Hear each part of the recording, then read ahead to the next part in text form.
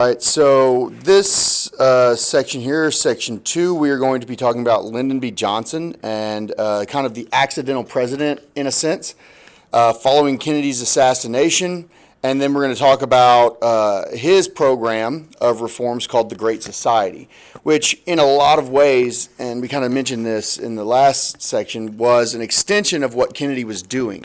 Really built on Kennedy and saying, hey, we need to build his legacy. He was assassinated.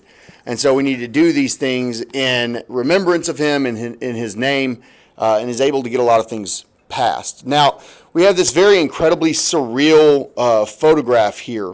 And we mentioned kind of this in the last section, but if you look at this, this is Lyndon Baines Johnson. This was the vice president for Kennedy.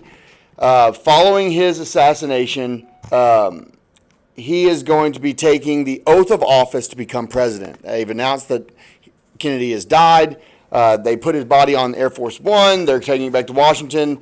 While they're on Air Force One, they're going to go ahead and swear LBJ as president. You can kind of see here, this is the interior of the cabin of an airplane. It's kind of got like the curved roof here. And so this is Jackie Kennedy. This is Kennedy's wife. They've colorized some of these pictures, I think, and like this is like a very famous like pink sweater, right? And it actually has like blood on it still. Like pieces of JFK's brain are still on Jackie's sweater. They went straight to the hospital, straight from the hospital to Air Force One, get out of town in case somebody else tries to take a shot at somebody, right? They didn't know. And so she's attending this swearing in of her husband's, next in line, essentially, because he's dead, and she still has his blood on her. So it's a very kind of it's really kind of a crazy photograph when you really think about what you're looking at here. And so this is just the kind of craziness that's taking place following the passing of President Kennedy. So President Johnson is going to put forth one of the greatest sets of liberal legislation since the New Deal. And pretty much you can evaluate that in just about any way. I mean, it is extremely liberal in terms of old school liberal legislation. FDR's New Deal really was an extension of the federal government, and people thought that's just, nobody can extend it further. Nobody can, the federal government is as big as it needs to be. It's as involved in life as it needs to be. But then LBJ's policies and legislation are going to grow that even more. One of the major things he's going to do, now that wasn't all bad. Some of these liberal policies that are going to be taking place are going to be things like civil rights and voting rights, and some of these things that are actually very good policies. Like conservative at the time was like white people only in charge. Like that was the conservative. So the liberalization of these policies are good things at the time. Okay, these aren't what we would now call progressive policies. These are just liberal policies. He's looking for racial equality. He's going to address some of the issues that Kennedy was trying to address. Congress had blocked Kennedy early in his presidency, saw him kind of as this young whippersnapper, need to learn his place and all this stuff. But now that Kennedy's dead, Johnson's going to have a little bit more of a footing to fight some of these battles, like the war on poverty. And he's going to create a so-called Great Society. And it's a very controversial idea, but that's what he's trying to do. And for the most part, much of it worked out for him. He's actually able to accomplish quite a bit of this. Now, before we get to the Great Society, I want to make sure that we touch on the election of 1964. So we see the dates, that Johnson was president from 63 to 68. So Kennedy gets assassinated in 63. Remember, he's in Dallas to start the campaign of 1964. So he's only got about a year left in his presidency. He's assassinated. LBJ takes over. He has 1 year left of Kennedy's presidency. And so if he wants to fulfill Kennedy's legacy and say, hey, I was his vice president, I'm the one that really should be the one stepping up on this, he's going to have to get reelected. And so he's going to have to get reelected and basically start campaigning immediately. And so he is going to be running against the Republicans are going to pick someone called Barry Goldwater. who is an anti-communist. He's a conservative. He's going to fight against big government. He's going to champion individual freedom. This becomes a really, really big kind of watershed moment in American history for the next 20 years for the most part.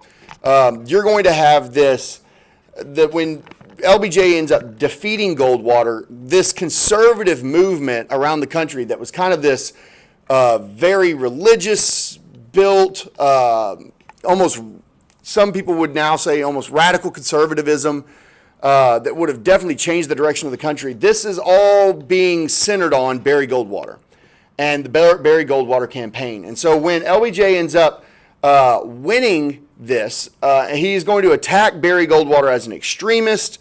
And there was some aspects of Goldwater's campaign that you would look at and say at the time, hey, those are pretty extreme ideas. The Republican Party is going to basically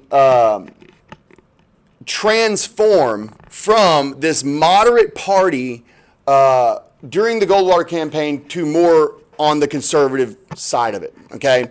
And it is because of this that LBJ is going to be able to get all of the more moderate support, those people who don't want to be tied to a more what they would see as extreme conservatism. Those moderates are going to go with LBJ, and he's going to get elected. Okay, now, the Great Society is really the heart of this section here. So you're going to have kind of a big kind of section here on the Great Society. Now, it's really a plan of extending some of these liberal policies. You have 40 million people are aided by the Economic Opportunity Act of 1964 that is going to be passed because of this. The Job Corps is going to be passed, so you're going to have the ability to get people back to work.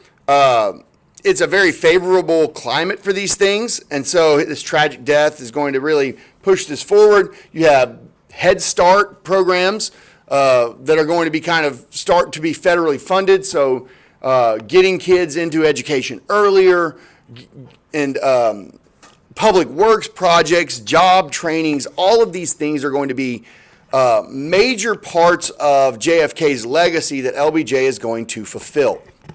Okay?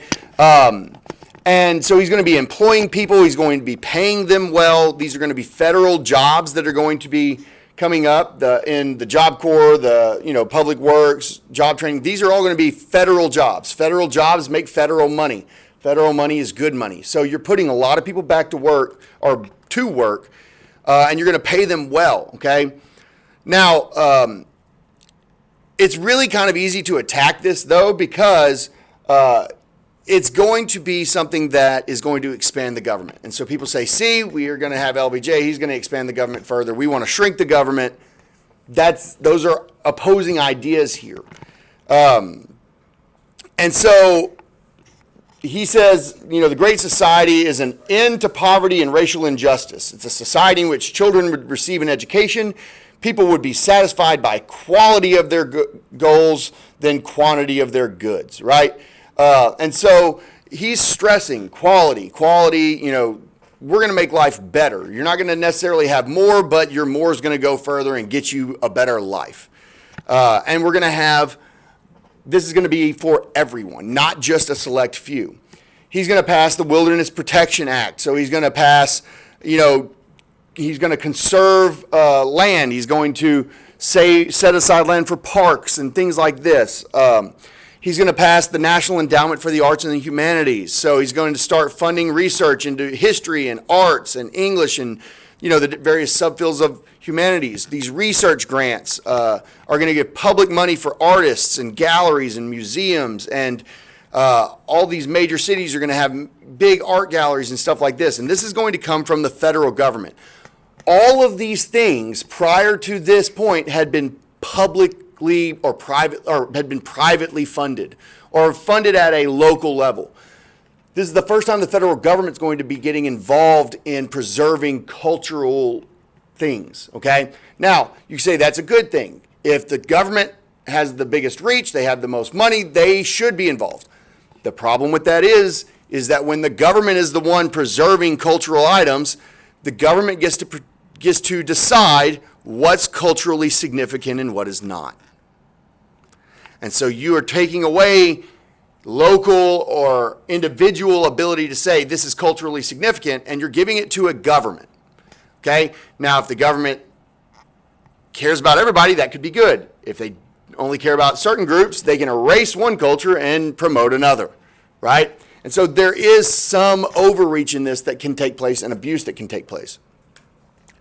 You also have the Medical Care Act of 1965. This is going to create Medicare and Medicaid as federal programs for medical care and health insurance for the elderly and poor.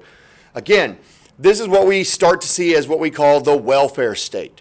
This idea of once you get old enough, we're going to take care of your health care, right? There's already Social Security from the New Deal in World War II and coming out of the Great Depression. Now we're going to not only just have retirement for you, but we're going to have medical services for you as well.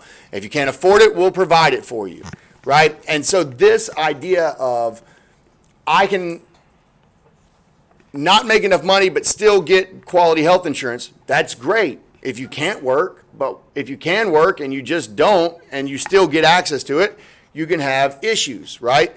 There are going to be abuses of any kind of system. Okay? You have the Elementary and Secondary Education Act. It's going to provide major funding for American schools. And that is great, except it's 1965. It's 1964, and there's still segregation in the South. So it doesn't matter if the federal government says we're going to give equal access to funds if in the South you're still segregated. So you're going to have to deal with that as well, which we know Johnson ends up passing some major civil rights legislation that's actually going to give access to all of these things equally. So it's not a great society if you're doing all these things and only white people can access them, right? It's only great if everybody can access them. So while it is overreach, he does go on to the other side and equal out that access. He also is going to end the discriminatory quota of immigration. He's going to pass the Immigration Acts, which basically said that we only accept immigrants from certain areas of the world. Right? We're only going to let so many of these people in, but we're going to let so many of these people in. He says, we're going to get rid of that. If you want to come here and you go through the right channels, we'll let you in. No quotas from different regions. Now, Johnson, again, we saw this before. He has the Civil Rights Act, which is going to ban racial discrimination and segregation in public areas, employment, job discrimination. You can no longer do those things on race, religion, nationality, or sex, which is going to make a huge step forward, okay, for everybody on legally leveling the playing field. He also then passes the Voting Rights Act, which says that no test or device can deny the right to vote to anyone. And so this is going to be major steps forward for really leveling the playing field. Now, he is going to draw the ire of conservatives for his domestic policy by liberals. Or from conservatives, his domestic policy is going to kind of get him in trouble. Liberals are going to end up being upset with him by the end of this as well because of his policies in Vietnam, and which is what we're going to talk about in the next section. But doing all these things is great. Having the funds to actually fund these programs is a completely different issue. And that's where he's going to have his biggest difficulties is saying, yeah, well, we got the legislation passed, but how do we actually fund them? How do we actually make sure that we can pay for all these things? And so once you kind of have the welfare stuff going, how are we going to do that? And that's a question that we still deal with today, right? Like, how is this sustainable into the future? There's complex issues that are going to go into this, but for the most part, a lot of these actions, although they grew the federal government to places that a lot of people said that the government didn't belong, they were steps that were needed in order to have America actually fulfill the goals that America said it stood for. So, next section we'll talk about Vietnam. And then that'll be the last section. That'll be on Monday. And then we'll move into Module 13, which will be the last module of the school year. So.